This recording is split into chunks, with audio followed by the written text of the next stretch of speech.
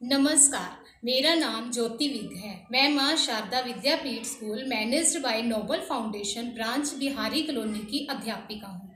बच्चों, जैसा कि आप जानते ही हो कि कोरोना नाम की महामारी पूरे विश्व भर में फैल चुकी है, जिसके चलते हमारे आदरणीय प्रधानमंत्री श्री नरेंद्र मोदी जी ने लॉकडाउन की घोषणा की थी, लेकिन अब उसमें कुछ छूट दी जा चुकी है। लेकिन अगर आपको बहुत ज़रूरी कार्य हो तभी आप घर से बाहर निकलें, अन्यथा ना निकलें। लेकिन घर से बाहर निकलने से पहले आप अपने मुंह पर मास्क अवश्य लगाएं और सोशल डिस्टेंसिंग का पालन जरूर करें। और घर आने पर अपने हाथों को 15 से 20 सेकंड तक साबुन से अवश्य धोना चाहिए। बच्चों, जैसा कि आप जानते हो कि नोबल फाउंडेशन एक ऐसी संस्था है जिसमें ज़रूरतमंद बच्चों को शिक्षा प्रदान की जाती है। नोबल फाउंडेशन द्वारा 36 स्कूल चलाए जा रहे हैं, जिसमें 5100 बच्चे शिक्षा प्राप्त कर रहे हैं। अपने आप को सुरक्षित रखने के साथ साथ हमें अपने स्वास्थ्य का ध्यान भी रखना चाहिए। बच्चों, इंडिया टीवी चैनल पर सुबह 7:55 से 9 बजे तक बाबा रामदेव जी द्वारा योगाभ्यास करवाया जाता है। आप बच्चों ने उनको देखते हुए योगाभ्यास करना है और उसकी तस्वीरें खींचकर अपनी अध्यापिकाओं को भेजनी है। आज 17 जून दिन बुधवार का कार्य शुरू करते हैं। बच्चों, अब मैं नर्सरी कक्षा का टास्क शुरू करने जा रही हूँ, जिसमें मैं आपको 2 कविताएं याद करवाऊंगी, जिसका नाम है नन्हे वीर। माँ मुझको बंदूक मंगा दो, मैं भी लड़ने जाऊंगा, नन्हे नन्हे हाथों से दुश्मन को मार भगाऊंगा, वीर सिपाही बन भारत का माँ के कष्ट मिटाऊंगा। बच्चों, ये थी नन्हे वीर कविता। अब मैं आपको दूसरी कविता करवाऊंगी, जिसका नाम है मिक्की माउस की शादी। मिक्की माउस मुझे बताओ, शादी कब करवाओगे, मुझको अगर बुलाओगे तो तोहफा लेकर आऊँगा, मम्मी के हाथों का हलवा गर्मा गर्म खिलाऊँगा। बच्चों, अब हम LKG कक्षा का टास्क करेंगे, जिसकी पहली कविता है गुलाब का फूल।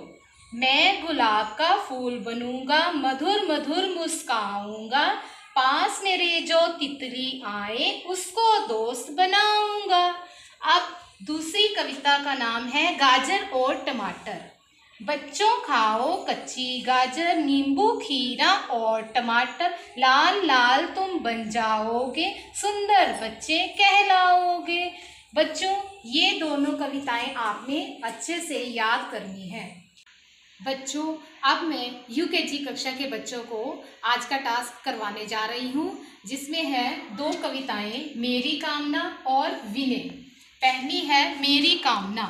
मैं तो बनूंगा यारो, लड़का बहुत ही अच्छा, मैला ना होगा बस्ता, मैले ना होंगे कपड़े, अध्यापक की नज़र में बढ़कर रहूंगा सबसे, मेरा पक्का इरादा अगर पूछते हो क्या, मंजूर है बताना पर कान भर के सुनना, मैं तो बनूंगा यारो, लड़का बहुत ही अच्छा। बच्चों, ये पहली कविता थी। अब दूसरी कविता का नाम है विनय। हम सब नन्हे नन्हे बच्चे, हंसते गाते मन से सच्चे, इतनी विनय सुनो भगवान, पढ़ लिख कर हम बने महान। बच्चों, ये दोनों कविताओं को आपने अच्छे से याद करना है। बच्चों, अब मैं फर्स्ट क्लास को GK का काम करवाने जा रही हूँ, जिसका नाम है common vegetables. CABBAGE cabbage, BRINJAL brinjal, CAULIFLOWER cauliflower, TURNIP turnip, PUMPKIN pumpkin, LADY lady, FINGER finger, lady finger. बच्चों, ये आपने वेजिटेबल्स नेम याद करने हैं और अपनी कॉपी पर लिखने हैं। बच्चों, अब हम दूसरी कक्षा का ईवीएस का पाठ 5 पढ़ेंगे, जिसका नाम है हम कपड़े पहनते हैं। बच्चों, हम सभी कपड़े अपने शरीर को ढकने के लिए और साफ सुंदर दिखने के लिए पहनते हैं। बच्चों, हम सब अपने कपड़े मौसम के हिसाब से पहनते हैं। जैसे सर्दियों में हम गर्म कपड़े पहनते हैं, गर्मियों में हम हल्के और सूती कपड़े पहनते हैं। सूती कपड़े हमें ठंडक देते हैं। और वर्षा ऋतु में हम बरसाती पहनते हैं, क्योंकि ये हमें वर्षा से बचाती है।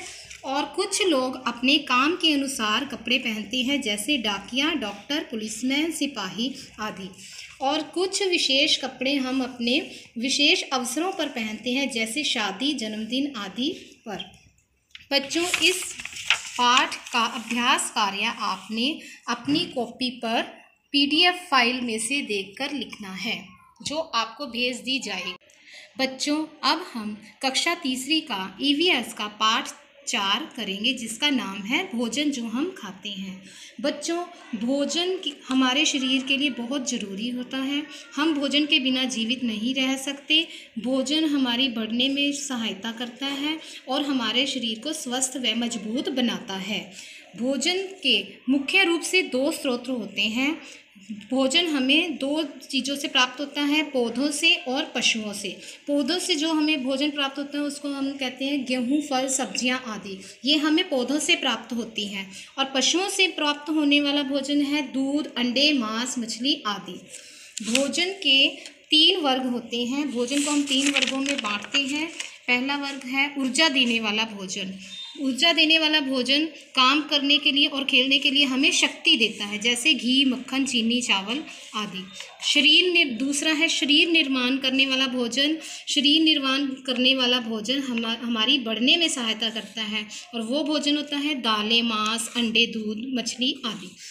रक्षा करने वाला भोजन। रक्षा करने वाला भोजन हमें स्वस्थ रखता है और हमें कई बीमारियों से दूर रखता है, जैसे फल और सब्जियां। शाकाहारी और मांसाहारी भोजन। शाकाहारी भोजन में चावल, दालें, फल, आटा, सब्जियां आदि शामिल है, और मांसाहारी भोजन में मछली, मांस, अंडे आदि होते हैं। बच्चों, हमें खाने की उचित आदतों का अभ्यास पढ़ेंगे। समय पर खाना खाओ। भोजन खाने से पहले हर बार अपने हाथ व मुंह धोएं। अच्छी तरह से भोजन चबाओ। कभी भी जल्दी मत करो। भोजन व्यर्थ मत फेंको। कभी भी बिना ढका हुआ और कच्चा भोजन मत खाओ। हमेशा ताज़ा, साफ सुथरा व अच्छी तरह से पका हुआ भोजन खाओ। बच्चों, ये था आपका पाठ 4। अब इस पाठ के अभ्यास कार्य को आपने PDF फाइल में से देखकर अपनी कॉपी पर आप बच्चों ने करना है। बच्चों, अब हम कक्षा चौथी का EVS का पाठ 4 पढ़ेंगे, जिसका नाम है भोजन और पानी की आवश्यकता। भोजन और पानी जीवन की मुख्य आवश्यकताएं हैं। बच्चों, भोजन और पानी के बिना हम जीवित नहीं रह सकते। भोजन हमारे लिए बहुत ज़रूरी है। भोजन से हमें शक्ति मिलती है और ऊर्जा मिलती है और विकास होता है हमारे शरीर का, और यह हमारी कोशिकाओं की मुरम्मत भी करता है। इसी प्रकार जिस प्रकार हम मनुष्य के लिए जीवित रहने के लिए भोजन की आवश्यकता होती है, उसी प्रकार जानवरों और पौधों को भी भोजन की आवश्यकता होती है। पौधे अपना भोजन सूर्य की रोशनी, क्लोरोफिल और पानी लेकर बनाते हैं। इसी तरह पानी की आवश्यकता सब जीवों को होती है। जैसे शरीर के अनेक उद्देश्यों की पूर्ति के लिए भोजन की आवश्यकता होती है, उसी प्रकार सही मात्रा में पानी की आवश्यकता भी होती है। पानी के बिना हमारा जीवन संभव नहीं है। पानी हमारे भोजन को पचाने में सहायता करता है और हमारे शरीर के दूसरे भोजन को दूसरे भागों में ले जाने की सहायता करता है। पानी को हम और भी कई कार्यों में उपयोग में लाते हैं, जैसे नहाने के लिए, कपड़े धोने के लिए, पीने के लिए, घर की सफाई के लिए और बर्तन साफ करने के लिए आदि। पौधों और जानवरों को भी पानी की आवश्यकता होती है। बच्चों, इसलिए हमें भोजन और पानी को नष्ट नहीं करना चाहिए। इसके लिए हमें कुछ नियम अपनाने चाहिए, जैसे जितना भोजन खा सकते हो उतना ही लो। भोजन को जूठा मत छोड़ो। आवश्यकता से अधिक भोजन मत पकाओ। पानी को बेकार मत करो, और जितना पानी आपको चाहिए उतना ही आप उसका प्रयोग करो। इस प्रकार यदि हम इन बातों को ध्यान में रखेंगे तो भोजन और पानी को नष्ट होने से हम बचा सकते हैं। बच्चों, इस पाठ की अभ्यास कार्य को आपने अपनी कॉपी पर लिखना है। बच्चों, अब मैं 5वीं कक्षा का ईवीएस का पाठ 4 करवा रही हूँ, जिसका नाम है परिश्रम से सफलता।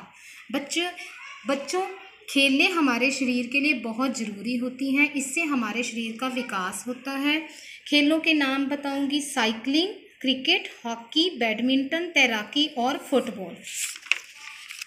बच्चों, खेलों में भाग लेने से हमारे अंदर बहुत से गुण विकसित होते हैं, जैसे उत्साह, पराजय को स्वीकार करना, मेहनत और लगन।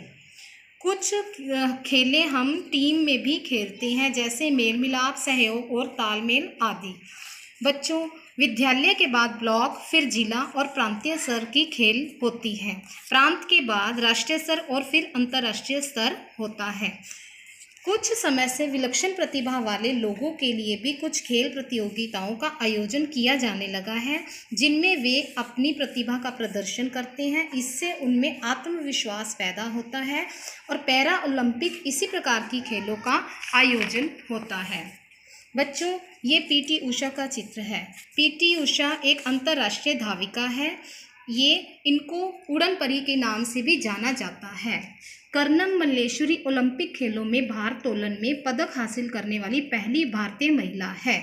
बच्चों, मिल्खा सिंह ने 1952 में दौड़ लगानी शुरू की और 1958 में जापान की राजधानी टोक्यो में हुई एशियाई खेलों में 400 मीटर की दौड़ जीत ली और मिल्खा सिंह को फ्लाइंग सिंह की उपाधि भी दी गई थी।